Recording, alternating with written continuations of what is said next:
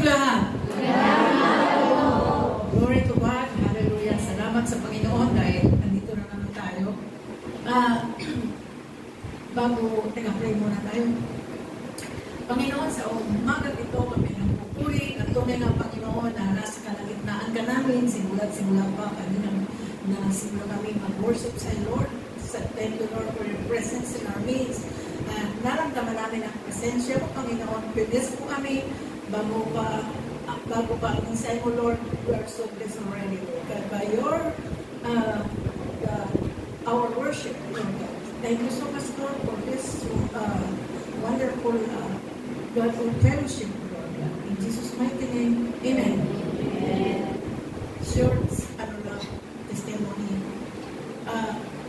I was sent by our organization to Region 5, Masbate, because I am also I run in our office. The purpose of going there is to give parangal, gawad parangal, because our chapter, our command in Masbate happened to know that they arrested a criminal na matagal na wanted the criminal. So they coordinated with the police in that municipality. And after that, they arrested and put it in a jail. And so what we have done is bigyan ng parangal sila. Give them tawag ko, gawad parangal, na isa sila sa mga nag-render ng pag-arrest doon sa taong yun na wanted criminal many years ago. And then also the officers, mga police, no, binigyan namin sila ng commendation. Pero ako lang ang nakarating doon mula dito sa main office. I was sent there. So that's my my work. And then I see to it that during Sunday, we have host there worship service, and then small group, so I did it to worship the Lord. Thanks God. And then so okay, that's all for today.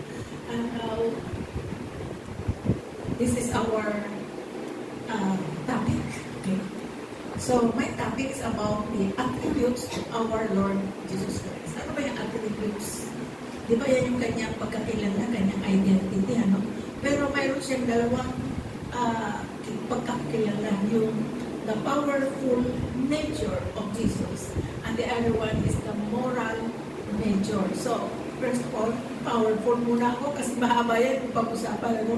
So, doon tayo sa powerful nature of Jesus. Okay, so the authority, the attributes of Jesus Christ in Philippians chapter 2, verse 9 to 11. Kaya nga, sabi dyan, okay. Sabi doon, kung nababasa niyo dito, no? Okay.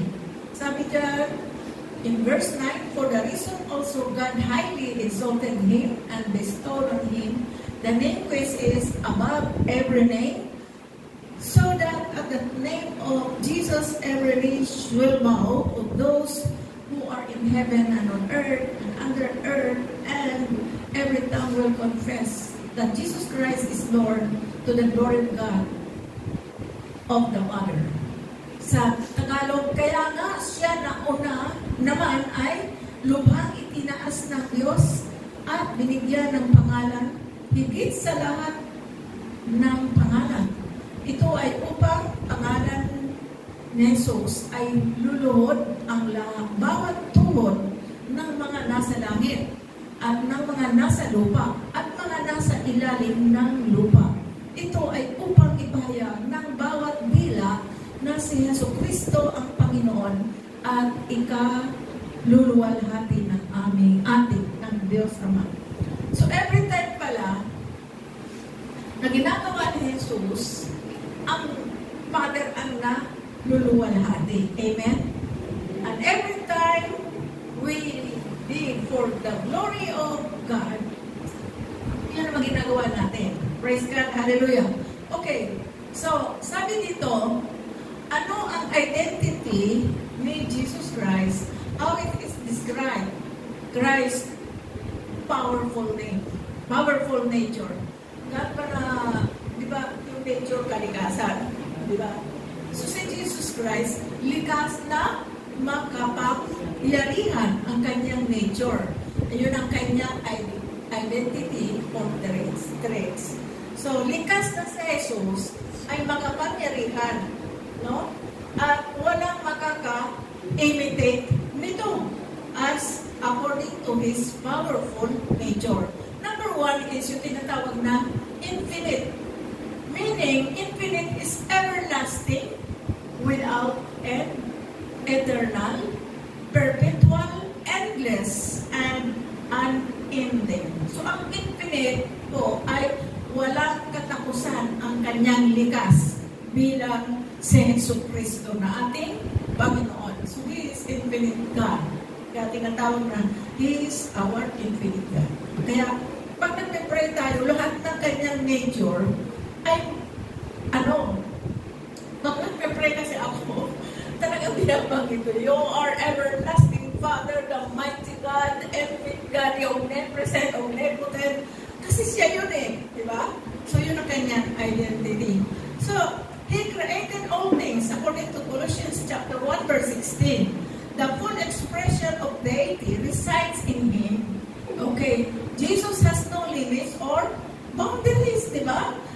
Kaya-kaya nga niya, no boundaries, kahit na ang tao na doon tinago o ipinatay, talagang i-expose niya kasi wala siyang boundaries, no? Hallelujah. At sabi sa Tagalog, kaya huwag kayong padadala dahil ang kapuspusan ng Diyos ay nananahan sa katawan ni Kristo. Sino ba ang katawan ni Kristo? Ano ba yung katawan ni Kristo? Literally ba ito?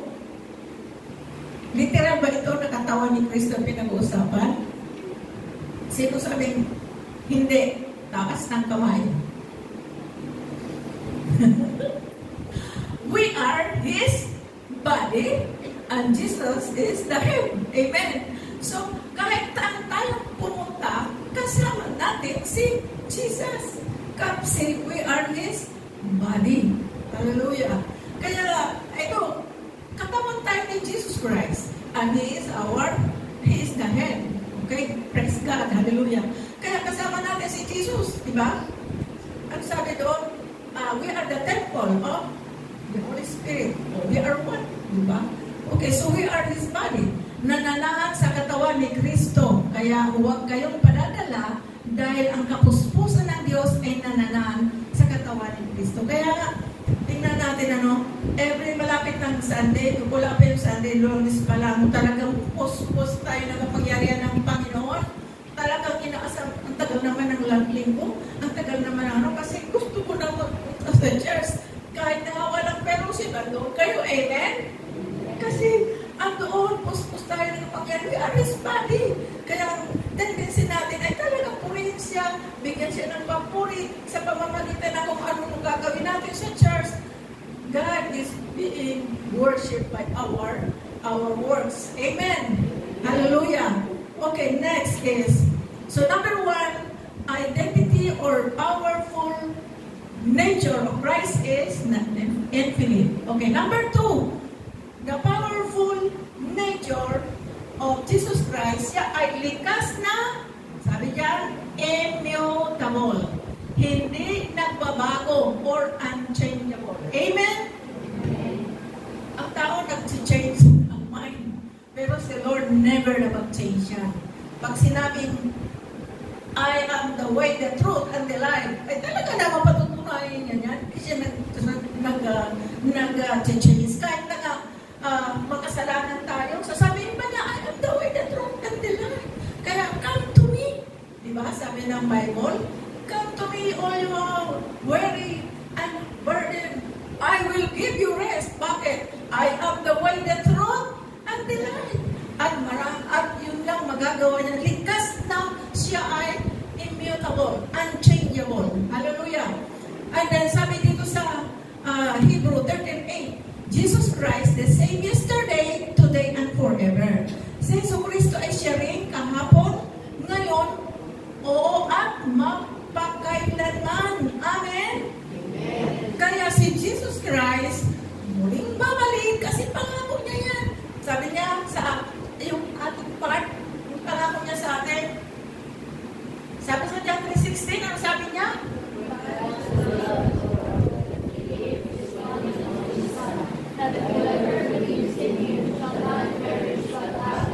Okay. Those who believe in Him, naging katawan niya. Amen? Ano ang nagiging magandang resulta? Kung katawan tayo ni Kristo, may buhay na tayo na wala hanggan because we are His body. And His promise is to have eternal life. So, He is hindi nagbabago. He is constant in the past, the present, and the future. Hebrew 13:8, Jesus never changed. Ang tao nag-change, di ba? Lalo sa mga mag-jowa. Masakit sa babae yan. Iliwanan ng lalaki. Huwag kayong magbago. Total mga Kristiyano naman tayo. Pag minahal ka, mahalin mo. Amen? Huwag ka na kung tumingin doon sa kabila. Kung maganda yun, mukha lang yun. Pero, tingnan niyo yung kung mayroon siyang Kristo sa puso. Hallelujah. So, ang Panginoon ay hindi nagbabago.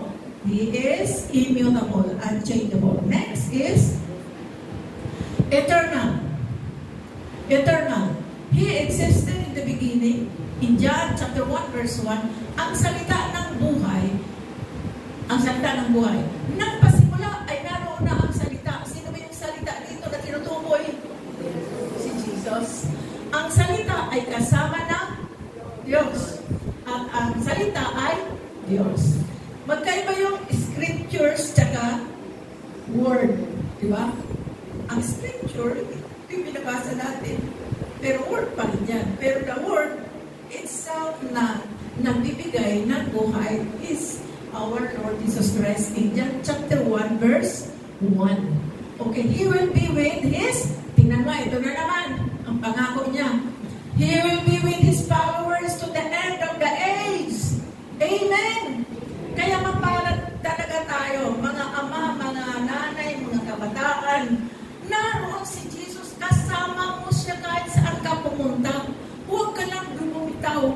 Huwag ka lang bumitaw sa Kanya. Dahil kasama natin siya. Hallelujah! Amen! Nalala ko nung umuwi din ako sa Masbate, many years ago na yun. Nasa kalagitnaan ng dagat, alam nyo na biglang bumagyo. Pinasa barko ako. Hindi ko akalain, doon ko lang nalaman na may mga Christian pala doon sa loob ng barko. No? Kantaan na sila ng this is the day. Hallelujah! Sabi ko sa nanay, uy, may Christian pala dito. Pero sa totoo, takot na rin. Kasi nga yung tubig, galing sa nasa 10th floor kami ng boat. Umakit talaga yung tubig. Ang lakas. Umakit ng gano'n talaga ang barko. So we prayed with my mother. Sabi ko, Lord, huwag mo kaming pababayaan. Ay, nanay ko yun. Ay, mawala yun. Okay lang sa. So, alam ginawa ng Diyos sa amin. Habang yung lakas ng alon na yun, nagbuha mayroon nang binigyan ng warning na sa amin yung, andyan yung mga, ano ba yun, yung sinusuot. Ano kaya? Life job. Andyan tinuro na sa amin. Pero sabi ko, Lord, hindi mo kami pababayaan. You will never leave us. You will save us. Alam mo, maya inantok kaming dalawa ng nanay ko habang gumagano'n-ganon. Siguro, dahil sa kagano'n, nalula kami yung pag nahilo. Tuloy-tuloy kami natulog ng nanay ko. After many hours, nagising kami na, andoon na kami sa wala na bagyo. Kung ano na, peaceful na yung dagat. Hallelujah! Imagine mga kapatid, i-relax ka talaga ng Lord kahit nandun ka sa gitna ng oras na yun. Pero sabi ko, Lord, huwag mo kami bababayaan. Nakikusap talaga ako sa kanya. So, So, God is good. Amen? Amen. Subukan mo mga kapatid. Alam ko marami kayong experience, hindi lang sa akin. Minsan wala kayong mga pagkain, walang pampera, pambili ng ganito. Sabi mo, Lord, wala na kaming pera. Tandaan ninyo, sinasabi ko sa inyo yan. Sabi ng Lord, God is the great provider. Kaya kailangan na talaga na ang iyong pananampalataya ay ganun na kalalim. Amen? Huwag mabago-bago. God will send many blessings for us because our faith in Him is unchangeable. Hindi tayo na babago sa ating pananampalataya. So, sabi dito sa He is eternal in His nature. Okay, bumalik na. Sa nature niya bilang eternal. So, He existed. In John 1:1, ano na siya, no? Siya ang salita. He will be with His followers to the end of the age. Matthew 28 verse 20, He is the beginning and the end. Ano nga ba rin sa Greek word? Sa Greek word, ang first letter ng Greek word is Alpha. And the last letter is Omega. So sa Greek word, dito, siya ay tinuloy na Alpha and Omega. Amen? Yes, the Alpha and Omega. So, kaya nga sinabi niya sa Revelation 22 verse 13, Jesus has no beginning or end. Wow! Hallelujah! Glory to God! Kaya may pag-asa talaga tayo mga kapatid kasi siya walang end. Diba? Walang ending. So manulan tayo ay kukunin pa niya dito kasi wala siyang katapusan. He is Alpha and Omega. So sino nag-desire na makasama sa rapture? Ba? Ayaw niyo sumama sa kay Lord? Pagdating niya sa bumalik siya? Ayaw? Siyempre, gusto natin. Amen? Hintayin natin yun. Pagkasama tayo, Lord. Okay. Next is number 4 nature of powerful nature of Jesus is He is omniscient. Ano ba ito sa Tagalog? Talos lahat o alam ang lahat. Sabi dito sa John 1:48-49, tinanong siya ni Nathanael, paano niyo ako nakilala? Sumagot si Jesus, bago ka pa tawagin ni Felipe, nakita na kita nang ikaw ay nasa ilalim ng puno ng higos. Sumagot si Nathanael, Rabbi, kayo nga po ang anak ng Diyos. Kayo ang hari ng Israel. Because He is God, come in the flesh, Jesus knew all about Nathanael. Jesus knows everything. Alam mo ba? Alam ni Lord yung nasa puso mo? Wala talaga tayo may tago sa Panginoon. Amen? Alam niyo kung ano na nasa isip mo. Ngayon, alam niya. Kung galit ka, alam niya yan. Kung may problema ka, alam niya yan. Kaya nga, wala tayong ibang gawin kundi taas ang ating kamay, tumingin, manalangin na Lord. Wala naman akong maitago sa'yo. Wala naman akong mailihim sa'yo. Ikaw ang lahat na nakakalam sa buhay ko. Itama mo ang direction, Lord, ng aking buhay. Ikaw naman. Itama mo. Make my life in the right direction. Diba? Kasi lahat ay wala na itatago. Kung hindi natin, wala. Ibig sabihin lahat ay talos. Iba yung talos at alam ang lahat. Pag talos, parang lusot-lusot at mayroon. Talos na. Iba yung talos, parang yung dingding na yan. Talos, ano? Ganon ang ating Panginoon. He is omniscient as a power in His powerful nature. Omniscient siya. Ibig sabihin, walang hindi alam ni Jesus. Kahit nandun ka pa sa ilalim ng kuweba, nagtatapo, alam na nandun ka. Kaya itutupo ka nito. Next, number 5, powerful nature of Jesus is omnipresent. omnipresent. Okay.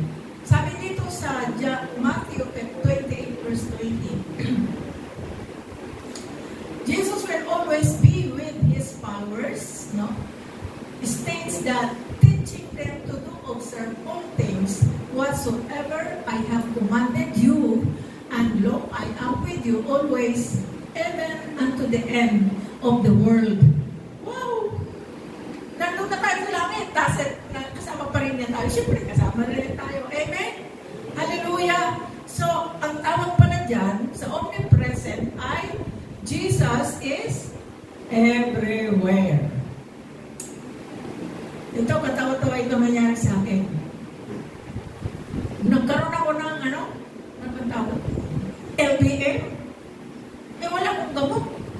Maya-maya, pag tayo, wala pang 10 minutes, eto na naman. Ay, nandun ako nagkataon na nasa event ako. Pabalik-balik ako sa masakit yun. Sabi ko, Lord, huwag naman po ako mapahiya dito at baka mangamoy ako. Kasi, talaga kami. Alam mo, ginawa ni Lord, talaga na tinigil niya yung nireview ko yung spirit of, lost power of movement, yung LPM.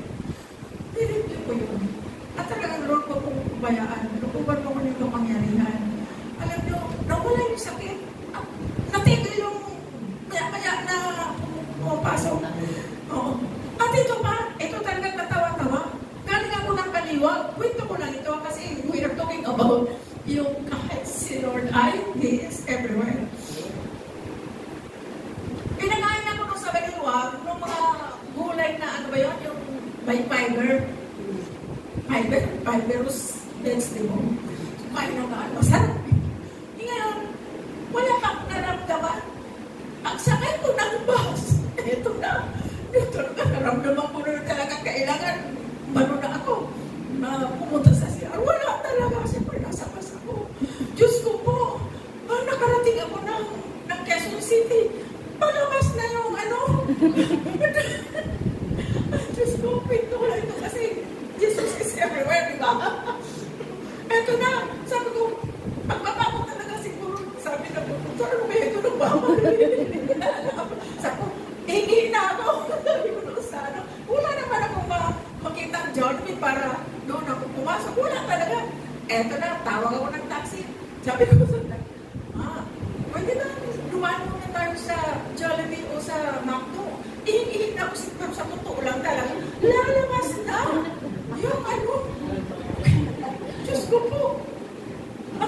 Mabuti may dala akong tawag, sure, Nasa taxi na ako. Sabi, wala kayong madaanan ng Jollibee, wala kayong madaanan na ay, Diyos ko, papuntang po mo. Ay, ito na, lumalabas na. Nasakulan lang. Nasakulan ng aking, pante. Nung bumaba ka mo talaga, sabi ko, huwag mo na mayaan na, mapahiya ako dito. No, eto na. Sabi, kasi alam ng mama, ihingi na ako. Kaya kunyari, nalalala ko yung share ko. Ako, ihingi na talaga. Pero sabi ko, nakalabas na yun. Sabi ko, Lord, talagang pinaabot mo pa ako dito sa bago. Ay, 4th floor pa yung inakyat ko. Naglaman ko, 4th floor, walang elevator. Diyos ko. Ay, Diyos ko. Pero, God is good. Talagang, pinigil niya yung matinding problema ko sa oras. Hindi, pagdating ko sa CR, ay ako lang, nakapunta lang. Ay, sabi ko, thank you, Lord. Hindi mo ako pinahiya. Akala driver ay iinig lang ako. Pero pag yung driver sa ikaw po ako, baka nabasan, hindi niya alam, baka mayroon doon. Pero wala naman. Purihin ang Panginoon. God is everywhere. Kaya, yan tandaan nyo, kahit ano pang klaseng problema natin, God is everywhere. Because we are His body. Tayo ay nagawa ni Kristo. So another, nangyari? Mga kapatid? Okay. Number 5. Another powerful nature of Jesus Christ is hindi. Number 6 na tayo. Omnipotent. Omnipotent. Sabi dito sa Tagalog, kaya gawin lahat. Kanina sa omnipresent, kahit saan nandun siya. Doon sa isa, at talos niya ang lahat. Parang lusutan, ano? Tapusan niya sa atin. Okay, so sabi sa John 1:3, He is omnipotent God. In John 1:3, ang lahat ng mga bagay ay ginawa sa pamamagitan niya at alinman sa lahat ng ginawa ay hindi ginawa kung wala siya. Jesus created everything that exists. Amen? Maraming mga tao na hindi naniniwala kay Jesus na siya ang Diyos. E paano na lang kung sila ay mamatay na? Saan sila pupunta? Na wala na mas paniniwala. Iba yung kanilang paniniwala. Yung mga relihiyon, yung mga Rizalista. Sino Rizalista dito dati? O si Jesus ba yun? Hindi nyo si Jesus. Kaya nga si Jesus ang ating panampalatayanan. Kasi ito, omnipotent God. He is omnipotent God. Lahat ng mga bagay ay ginawa sa pamamagitan niya. At alinman sa lahat ng ginawa ay hindi ginawa kung wala siya. Amen? Sa palagay mo, kung wala si Jesus na nagawa ba tayo? Old Testament, Genesis 1:27 ba yun? God created man in His own image and likeness. Pero pa isa, na hindi lang isa ang nakalagay doon. He created man. Yung nandoon talaga siya, no, hindi na si Father God ang ano. Genesis 1:6 ba yun? Genesis 1:26 or Genesis 1:26. So, ibig sabihin, mga kapatid, kayang gawin lahat. Ang lahat ng mga bagay ay ginawa sa pamamagitan niya. Kaya, kasama siya nung tayo ay nilikha ng Diyos. Amen? Jesus is all powerful. Jesus' name will be called King of Kings and Lord of Lords. In Revelation 19:16, Jesus is the supreme ruler. In pahayag, at siya ay mayroong isang pangalang nakasulat sa kanyang damit at sa kanyang hita, hari ng mga hari at Panginoon ng mga Panginoon. So, this is one of the powerful nature of Jesus Christ. He is omnipotent God. Meaning, kayang niyang gawin ang lahat ng bagay. So, nothing is impossible, ba? All things are possible with God, di ba? Kaya tandaan natin yan. Ano mang problema mo, mga kapatid? Huwag ka nang tawag sino-sino ang pangalan ng Diyos. Dahil si Jesus lang talaga ang makakagawa ng lahat na bagay. Dati, kung kanino ako tumatawag. Pati pagkaroon ng boyfriend, tinatawagan ko sino ba yun? Si St. Jude. Kasi yun naman sa boyfriend. Samantalang sinabi ng Biblia, humingi ka sa pangalan ng Jesus at ibibigay niya sa iyo. Okay. Makalimutan mo pa yung pangalan na yun. Hindi mo alam kung sinong pangalan tatawagin mo. Kasi Jesus lang talaga. Okay, hallelujah. He is an omnipotent God. Pag ilan na ito? 6. Powerful nature of Jesus Christ. Saan pala tayo? Okay, ito niya ang conclusion. So, ano yung mga powerful name? Powerful name? Powerful nature, number 1 is infinite God. He is an infinite God. He is immutable. He is eternal. Omniscient. And then, omnipresent. All-powerful, and Jesus is the supreme. Okay, so ito yung ating conclusion. So, tandaan natin, lahat ng anim na powerful nature. Mayroon ka ba niya? Mayroon ba tayo niya? Mayroon ba tayo? Wala. Kasi sa kanan niya lang yun. Amen? Likas niya yan na maging powerful ang nature niya. Ang likas natin, magkasala. Yung ginagawa ng tao. Ang likas natin maging marites ka. At kung ano pa yun, di ba? Yung likas ng tao, makasalanan. Pero ang likas ng Diyos, dahil dyan, tayo ay pinatawag ng ating Panginoon. Pero pwede tayo pang-imitate din kay Lord kung gusto natin. Yun naman ay yung tinatawag na the moral nature of Jesus Christ. Ano siya? Holy,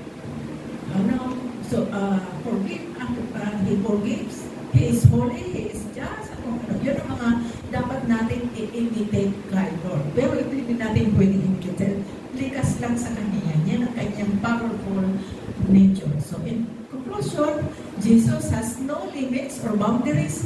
Jesus never changes. Jesus has no beginning, Alpha and Omega. Jesus knows everything. Jesus is everywhere. Jesus is all-powerful. Jesus is the supreme ruler. Okay? Sino nakakalam na more than enough? Nakanta. Jehovah Jireh, my provider, you are more than enough for me. Amen.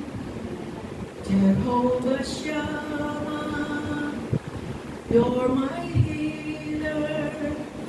By your stripe, I've been set free. Jehovah, nagkamali po, Jehovah Rapha. Ito, Jehovah Shammah.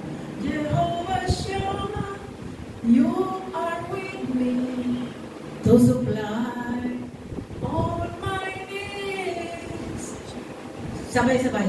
You are more than enough, more than enough, more than enough for me. Ulit. You are more than enough, more than enough, more than enough for me. Tayo manalangin. Panginoon, marami pong salamat sa pagkakataon ito, Panginoon, na sinamahan mo kami. Salamat sa powerful nature mo, Lord. Dahil dyan, kami ay naligtas.